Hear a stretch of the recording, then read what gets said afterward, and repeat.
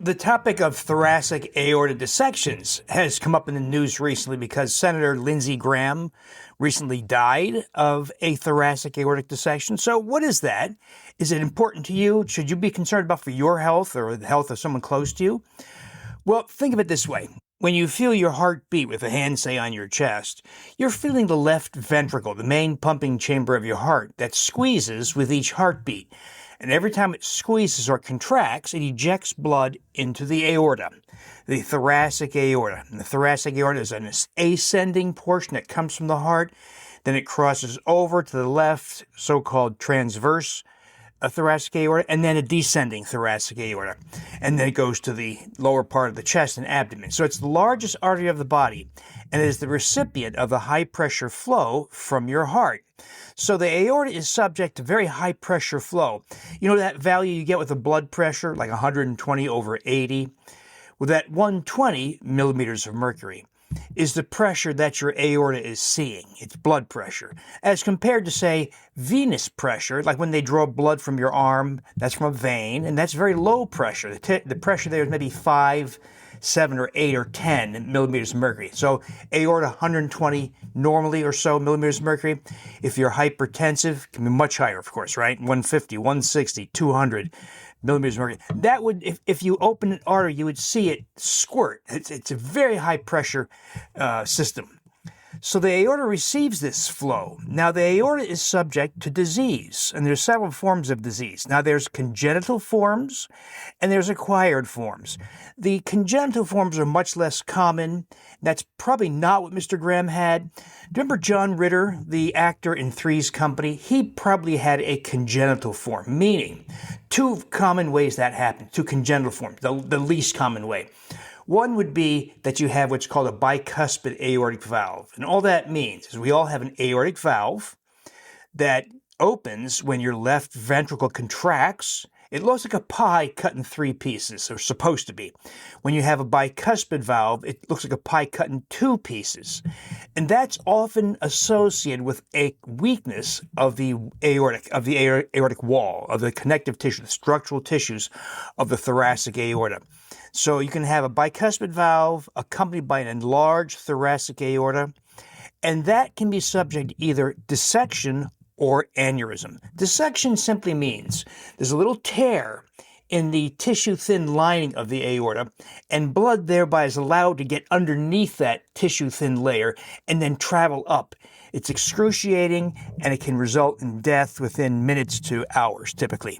So that's the bicuspid aortic valve with a weakness of the aortic wall. Another form of congenital aortic disease would be somebody who's really tall and skinny.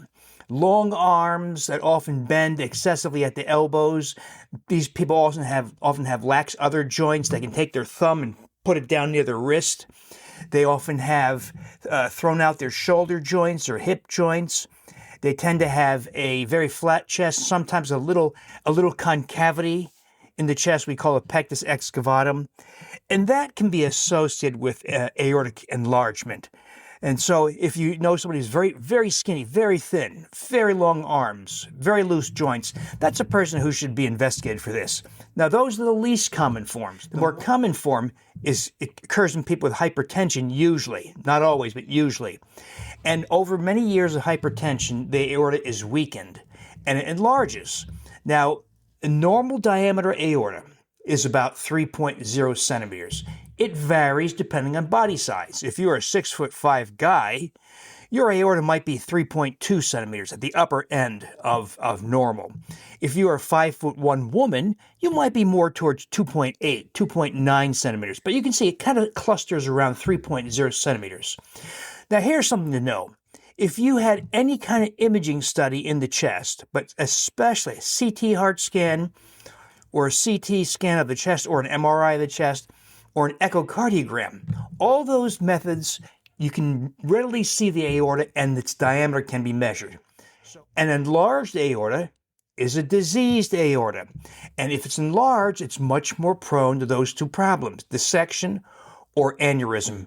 And when you get to about of over 5 centimeters, typically 5.5 centimeters, the risk of danger is much greater. And so typically what happens is we track the diameter of the aorta, and when you get into the 5-something range, you start thinking about getting surgical replacement of both of the aorta, sometimes of the aortic valve. Now, here's the thing to know, though. If you had any of those imaging tests, you likely had the aorta imaged, and you want to know the diameter of the aorta, of the ascending thoracic aorta. It could be specified on the report. Let's say you had an echocardiogram. It should say aortic root, sometimes it says, and it'll be something like 3.2 centimeters, whatever. Or if you had a CAT scan or CT heart scan, it should specify. If it does not, you can call the center, whoever did it, if it was in the recent past, within the last few years, and ask them for that measurement. If they say the doctor didn't measure it, say, please pull it up and measure it. It's very easy. It's very easy to do. It's like checking oil in a car. It takes about a minute, okay? But people are lazy. And so you have to sometimes make a nuisance of yourself to get them to do that. Now, what if maybe they told you, didn't tell you, and your thoracic aortic diameter was 3.6 centimeters. That is, it's larger than it should be. It's not yet at the size where it poses risk to you, right, for dissection or rupture of an aneurysm. But we know that once the aorta enlarges above its normal 3.0 or so centimeters, it tends to enlarge 1 to 2 millimeters per year, or 0.1 to 0.2 centimeters per year. So you can imagine it could be as soon as about 7 to 10 years, and you could have an aorta that's another centimeters larger. So if it was 3.6, now it's 4.6, and another few years, you're into the 5+ range, right? Now you have a real problem on your hands. So why wouldn't they often tell you? It's been my experience that rarely are you told that your thoracic aorta is enlarged unless it achieves surgical proportions. That is, if they say, well, it's 5.5 centimeters, you need to meet with a thoracic surgeon and have your aorta replaced, which is a major undertaking with a lot of risks. Why wouldn't they tell you? Oddly, the bias in healthcare is that unless it poses an imminent danger, they typically don't tell you, which of course is silly. So what if you have a somewhat enlarged aorta? It might be 3.6 centimeters, it might be 4.2 centimeters. You know it's going to get bigger by about 1 to 2 millimeters a year, 0.1 to 0.2 centimeters per year. Well, you need to do all the things we do in my programs. That is, we eliminate the foods that trigger formation of small LDL particles. That's the stuff that adds to atherosclerosis. So that enlarged aorta typically also has atherosclerosis in its wall.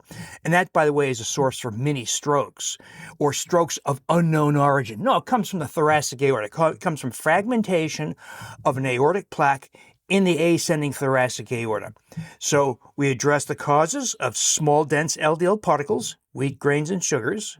We address common nutrient deficiencies that, if unless you correct them, lead to insulin resistance and inflammation that drives hypertension and atherosclerosis in the aortic wall. So vitamin D, magnesium, omega-3 fatty acids, iodine, when put together, when those 4 nutrients are put together, they synergize to minimize insulin resistance and inflammation, the drivers of aortic disease and hypertension. And then, of course, we address the microbiome, the gastrointestinal microbiome, by doing such things as my SIBO yogurt, because you're trying to push back the invasion of fecal microbes into the small intestine as well as colon, because that results in endotoxemia, that is, the entry of bacterial breakdown products into the bloodstream, a major driver of insulin resistance, inflammation, and hypertension and disease, atherosclerosis. And so I've done this numerous times where somebody comes in with a somewhat enlarged aorta, you can take steps to stop that process. In other words, if you're at, let's say, 4.2 centimeters, you can keep it 4.2 centimeters. Maybe another echocardiogram a year later, 4.2 centimeters. Another year later, 4.2 centimeters. It's easy to do, but you have to focus on it and then track it over time. The easiest way, of course, is an echocardiogram, an ultrasound, because there's no radiation involved. Doing repeated CT scans or MRIs is more costly. And of course, the CT scan involves radiation. So the easiest way to track this would be an echocardiogram if your aorta is enlarged. But the key here is if you had any kind of imaging study like that, get the diameter of your thoracic aorta. If it's not cited, tell them you want it or have, let's say, an echocardiogram done so that you can get a new, more recent measurement of your diameter of your thoracic aorta. You don't want to follow the footsteps of Lindsay Graham because you can see how catastrophic it is. Once you get to the point where you have a dissection or rupture of an aneurysm, survival is measured typically in minutes. And so you don't want to get anywhere close to that, nor do you want to have to meet with a thoracic surgeon to have it surgically corrected. It's an awful, awful, very dangerous procedure. You want to put a stop to it. You're given a crystal ball by that thoracic aortic measurement. Put it to use and you can stop it.